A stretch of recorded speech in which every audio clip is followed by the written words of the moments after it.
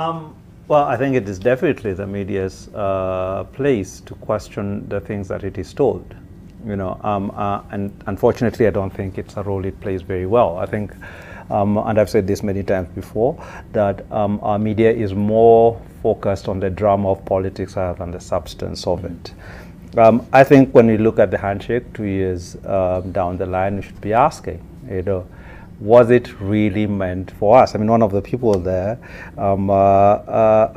says it's no longer about us, but from the beginning, was it ever about us? What problem was it solving? What's the problem we had with the 2017 election or the other elections that we have is the credibility of the electoral system. Now, if you look at the handshake, at the BBI report itself, it's very thin on proposals for fixing that system. So it's multiplying positions for people, but it's not saying, what happens, I mean, the system that's actually going to put them in those places, how are we going to fix it?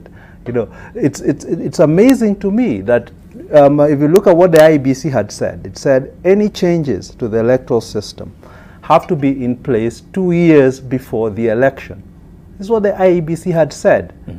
That means by August of this year, we should have changes to the electoral system already in place. But there is no debate about what those changes are going to be. Yes. We are all captured by the political drama. And that's what the media is privileging. That's what they're talking about, Raila versus Ruto. But we are not actually fixing the problem. It is the stolen elections that have actually almost taken this country down the route of a civil war. It's not about positions. It's about the stealing of elections. And without concentrating on fixing the electoral system, anything else that we do, I think, is just going to be window dressing. Yes. For what it is right now, how would you call it? Well, first let's say the handshake initially was good. However, after that, there has been two products of the handshake. So there is the BBI that was launched at Bomas as a product of the handshake. That is the Uhuru handshake. Then there is a BBI at Narok, which is the Raila handshake. So the product from the handshake has then mutated. You would say that the BBI has become a moving target. So that then what is acceptable to the larger population was done at Bomas, and I didn't hear any opposition. In fact, at the time, there was even a call that it gets to parliament that it would be passed in record time. So what we're involved right now, as Gadara calls it, is shenanigans, political theater, and media melodrama. Because especially where we are seated, the Daily Ruto, aka the Nation, has made BBI rallies become about William Ruto, even when he does not attend those things. Because, I mean, if these BBI rallies represented the wishes of the presidency, the president and the deputy president would attend. Their absence tells you something, that they were opposed to these rallies from the beginning. But one partner decided to push it to the end. So if even President Uhuru Kenyatta is opposed to the rallies? To the rallies, yes. That is why he's not attending them. Okay. Number two, the BBI is a product of election losers. People who have a tendency of not accepting election losses. Even the BBI at Bomas is a product of election losers? You said that it has been accepted by all? Yes, although it was acceptable. Though it is a product of election losers. You see, something can be bad but acceptable.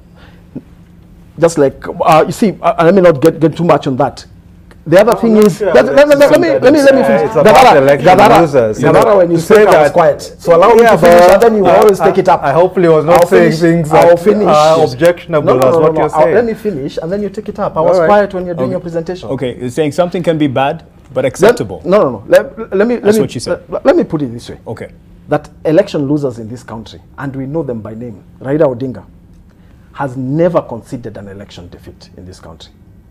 And he has always had something that mutates as a moving target to become something that is a handshake between the election winner and himself to get a position.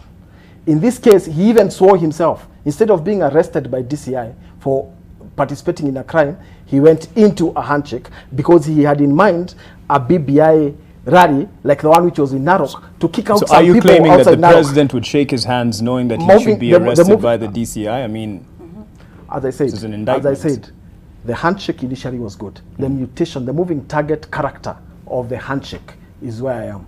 And by the way, the continuous coverage, especially by this newsroom, has taken us away from the focus of the content of BBI, which was acceptable at Bomas, and has taken us into a political theater where it is everything about Ruto.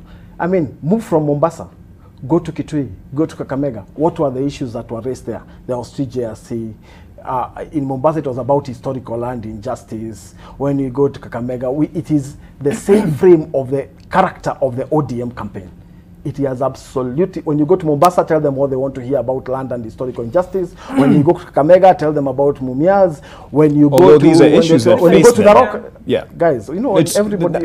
Granted. You know, you never interfered with Gavaron is presenting. Please allow me to do my presentation. Then you can always ask after questions. Yes. At the end of the day, the handshake prescribed a solution to calm the nation at the time when it happened.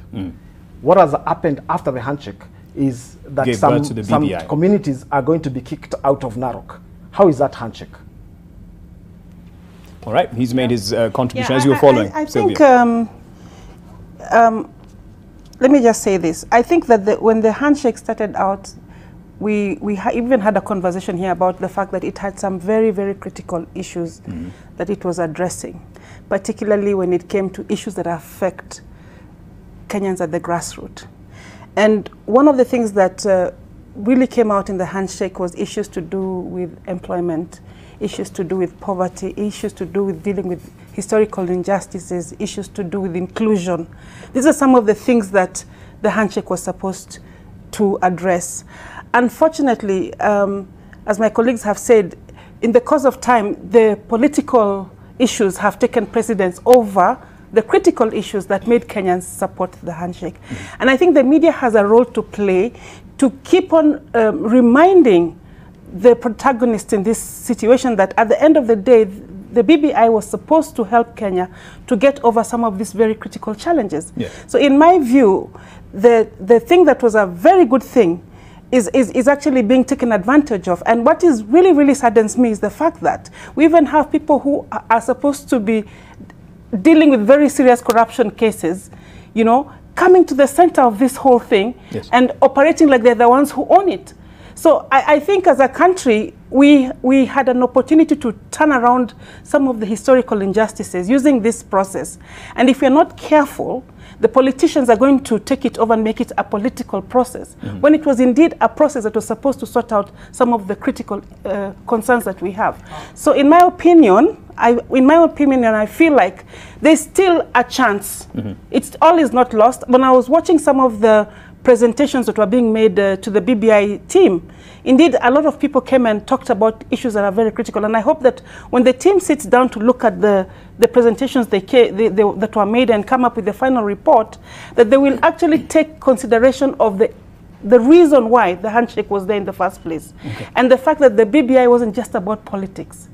There were 9 whole areas, and many of them had to do with, you know, moving Kenyans' lives forward. So, but there's always the point of the constitution that we have already, if implemented, would be able to sort most of the troubles that are facing the nation. So in that sense, as we let the Kenyans know whether this is good or bad for them, just tell them the truth that what we have right now, the constitution, can work for you.